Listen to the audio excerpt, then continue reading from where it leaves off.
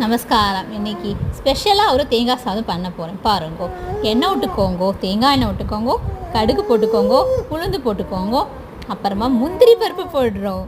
முந்திரி பருப்பு இருக்கிறவா போட்டுக்கலாம், இல்லைன்னா வேர்க்கடலை போட்டுக்கோங்க, தோல் உரிச்சி போட்டுக்கோங்க. நல்லா காயட்டும் எண்ணெய். பாருங்க, நல்லா நுரைச்சி வரும் தேங்காய் எண்ணெய் போடவே.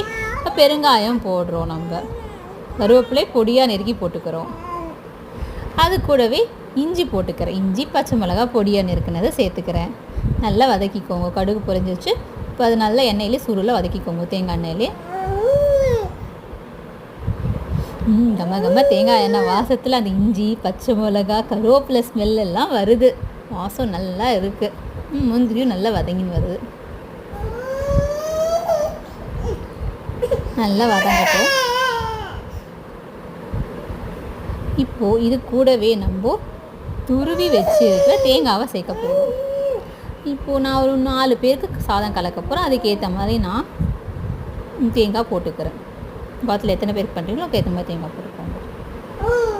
கொஞ்சம் கொஞ்சமாக நான் அப்போ அந்த வாசத்தில் அது தேங்காய் போடுறப்ப அதை எண்ணெயில் வதக்கிறப்ப நல்ல வாசம் வரும். கொஞ்சம் கொஞ்சமாக வதக்கிக்கோங்க. ஃபஸ்ட்டு ஒரு 4 ஸ்பூன் போட்டு அதுக்கப்புறமா 4 ஸ்பூன் போட்டு. இப்போது இதில் கொத்தமல்லி கட் பண்ணி போட்டுக்கிறேன்.